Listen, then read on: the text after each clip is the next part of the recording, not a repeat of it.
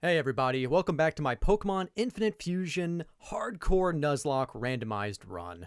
So, in the last episode, we got a lot done and we finally made it to Lavender Town. Thank goodness, because Rock Tunnel is always interesting to go through, to say the least. But today, we go through a lot of things, and hopefully, by the end of it, we'll have completed a lot of stuff. So, I hope you guys enjoy this recap. First things first. We head to our west and go through Route 8 because we want to get to Celadon City as soon as possible. For those of you who don't know, when you go to Pokemon Tower, the graveyard where all the Pokemon rest, you need to be able to see the ghost Pokemon there and other things to be able to battle them. To do that, we have to get the Sylph Scope, which is going to be in Celadon City, held by one of the Team Rocket members, specifically their boss. So, first thing we do is go through the Trainer Gauntlet of Route 8, fighting, getting up some money, and even encountering a new Pokemon.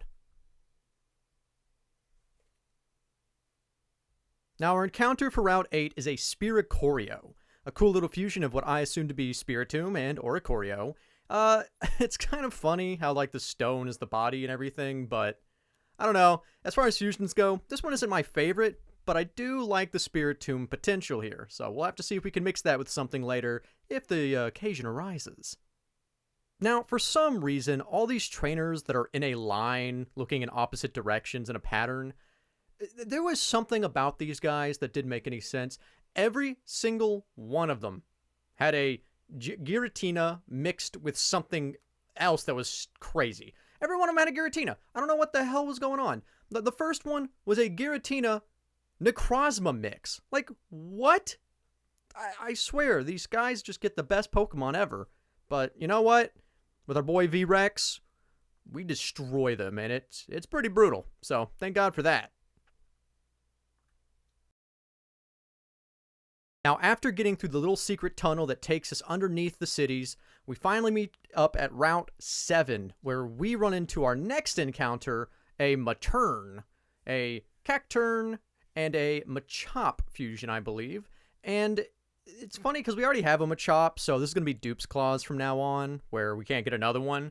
But seeing a Cacturn's not bad. Grass Dark, we'll see how it goes. Not normally the best typing, but Cacturn's a pretty cool Pokemon, so it'll be fun to see what we can fuse later.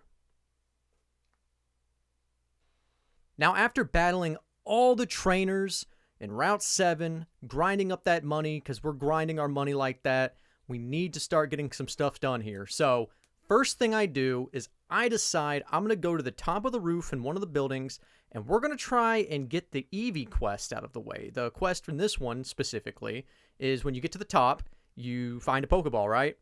There's Eevee in there. In this game, you have to go walk around with Eevee following you because the trainer wants it to get some exercise or something stupid like that. And afterwards, they'll gift us the Eevee. So while we do that, we might as well get some other things done.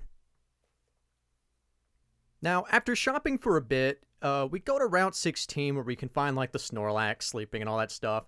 We use our cut to get up into the northern part of the map so we can start getting our next encounter for Route 16. Now, the Route 16 encounter, I believe, was a Bruxtata. You know, not the greatest encounter, you know, Rattata's not like a powerhouse, and Bruxia's kind of interesting too. He probably makes some cool looking fusions with it and cool little patterns. But for the most part, I'm not really too excited about this. Maybe it'll come in handy. We'll have to see. You never know in these Nuzlocks.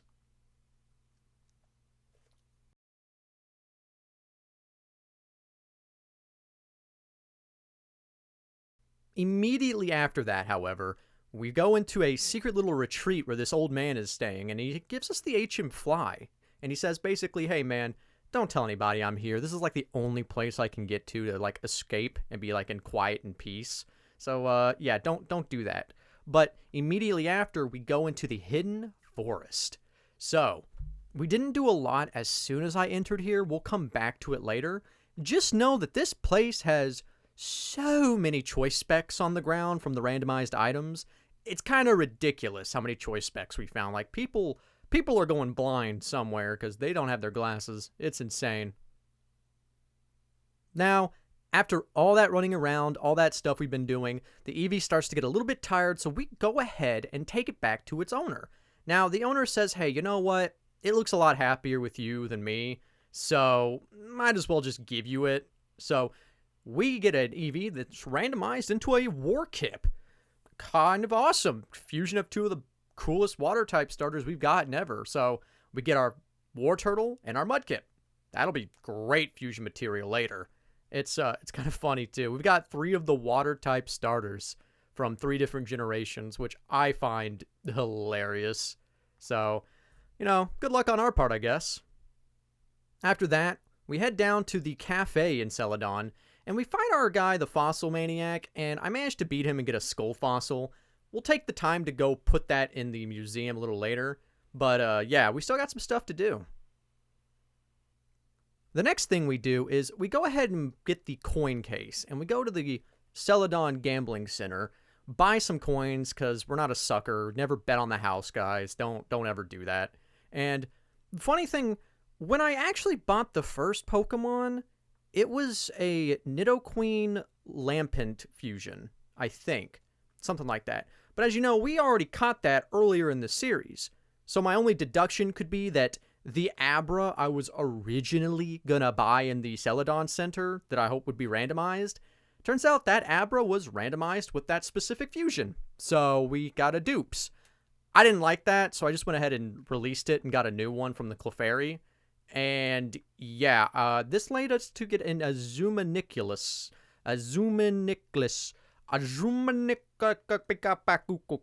Okay.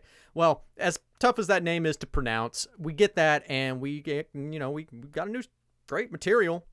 I think we're Clunicus, we're Nuzlocke, blah. You know what? We got the Jelly Boy. On to the next scene.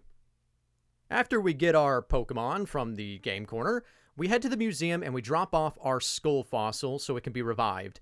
Now, just like last time, we're going to have to kill some time because it's not going to get revived right away. So I decided to go get some stuff done that we kind of forgot about. And this is completely my fault. There were some quests we didn't exactly turn in and finish. So the first thing I do is I head back to the secret forest because while it's still fresh in my mind, I want to go back there and get the encounter. And the encounter for this happens to be I believe it was a Goodra and a Tentacruel, or it was either a Tentacool or a Tentacruel. Sorry, I can't remember. But it was a nice encounter. I mean, either way, both of them are defensive gods, like specially defensive. So great materials. We love seeing great materials, especially defensive ones, because the best offense is good defense sometimes, people. Remember that. It'll save you some Nuzlocke runs. Now, after going there and capturing that Pokemon, we go to the Pokemon Tower, and we're met with our rival, Corrupted. He sends out a Cofaligator, I guess would be the word for it. This thing looks cool. It looks like the Egyptian god Sobek. If anybody knows that guy, really cool. I think the design for this is insane. So he sends out Sobek. We deal with that pretty easily. We use Night Slash to just one-shot it because it's part ghost type. But honestly, I feel kind of bad. That's a really cool Pokemon to take out. The next Pokemon they send out is a Dragoxin. Now, Dragoxin, or whatever you want to call it, he doesn't stand up to Baba Yaga, gets Night Slashed. Get him out of here. And after that, they lead in with a Marshtad, uses Night Slash. Get that dude out of here. You're fired. And then last but not least is damn Furlass, his starter Pokemon. And you know what? Night Slashed again. Get him out of here. That's an easy win for us, and we get to go on with the story. Now, after defeating the rival and seeing that Team Rocket has taken Mr. Fuji as hostage to the top of Pokemon Tower, we head back to Celadon, where we find our boy Corrupted fighting the Team Rocket goons underneath the bridge where the sewers are in Celadon. After he defeats them, Erica, the grass-type gym leader of this place, who I believe is... she might still be grass-type in this, I'm not gonna lie. She tries to help us go under there and be like, hey, I'm a gym leader, I got a job to do. Let's go take care of these Team Rocket assholes. From there, we group up, and because she's going to constantly heal us, I don't have to worry about using my cheats for that. So, we go through the gauntlet of using our Pokemon in a double battle with Erica to start destroying these Team Rocket grunts. They are just absolutely helpless in the wake of our absolute destruction. And as we're doing this, you have to solve a puzzle down here involving lifting the water up, draining the water out, putting boards on the ground so it creates bridges for everybody to get across and do stuff. I do find it funny that when you flood the actual sewer line, that some of the Team Rocket grunts are caught in it and have to swim like they're swimmers in the overworld. So, I mean, I like that. I love little mechanics and little things they do in the game like that show off that, yeah, you're actually changing the world in this case and making people have to move with it. It's a good little detail.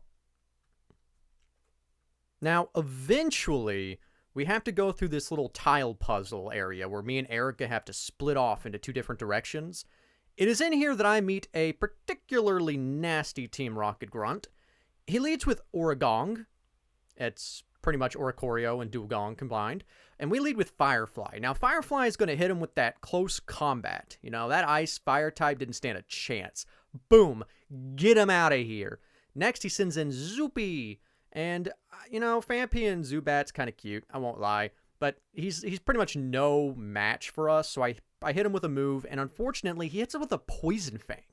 Of all things, he hits us with a Poison Fang, and we get poisoned immediately. Because, you know, that's my luck. I always get stunned, poisoned, whatever, from moves that have those moves. And then he sends out an Agbuffet. An Aggron, and a Wobbuffet. This thing, while not incredibly dangerous, I put myself in a very bad position here. Yeah, I used Firefly when I probably shouldn't have, and with all the poison and all the things adding up, we live on 1 health. 1 health. Yeah, this was my reaction to that.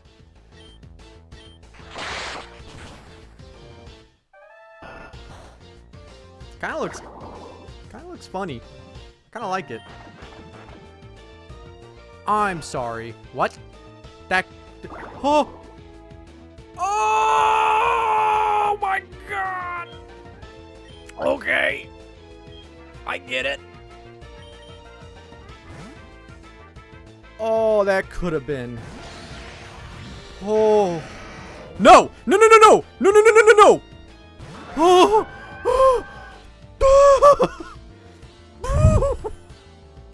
I had a heart attack. I was so certain he was gonna drag back out our fucking guy. Oh, oh, Lord, Lord, Lordy, Lordy, Lordy. Oh, Lordy. Oh, that was, oof. So after switching him out, getting him out of there, thank God this thing didn't have Pursuit or some bullshit or Shadow Tag. Thank God it didn't have Shadow Tag. We send out one of our Pokemon that gets roared away, and then we're left with Whackmaster. Now, Whackmaster, you're going to show this Agbuffet what it means to get absolutely destroyed. So after we destroy that Agbuffet for hurting our Firefly so much, we continue on with our little journey through the Rocket Hideout to see if we can stop them and find the Devon Scope. It is here at the end of the journey that we find Giovanni. Now, Erica has been absolutely pimp slapped by this guy. She's like, I can't handle him. You got to do it. I was like, all right, let's go. So Giovanni steps up to the plate. We're ready for him. He sends out a Duskull.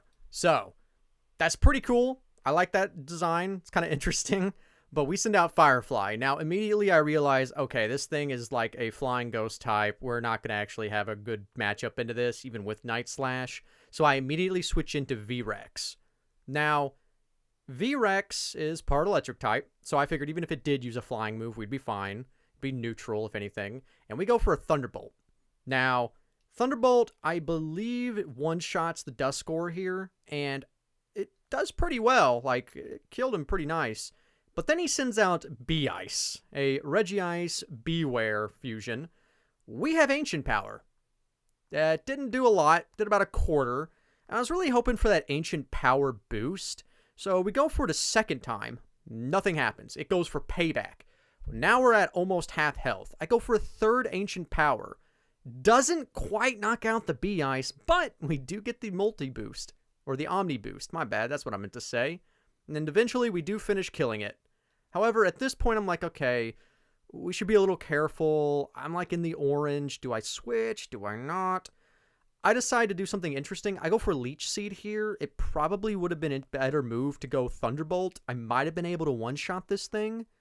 But with the Omni Boost, I was very confident I could live whatever it threw out. And we do. So with the Leech Seed out, I'm free to switch out into our main cleanup guy, Baba Yaga.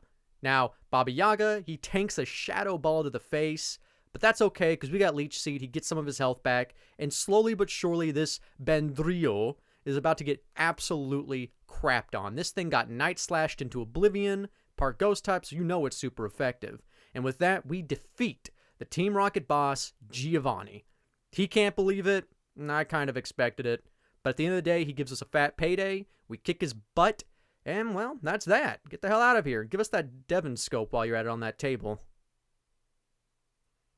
Now that we beat Giovanni, we leave through the ladder in the sewer, we get back into Celadon City, and with that, we officially bring this session to an end. I really hope you guys enjoyed. This was a great session. We got a lot done, cool catches, great battles, some close calls. And yeah, if you really like this, please hit the like button, hit the subscribe button, and that bell notification to know when we go with new episodes and stuff.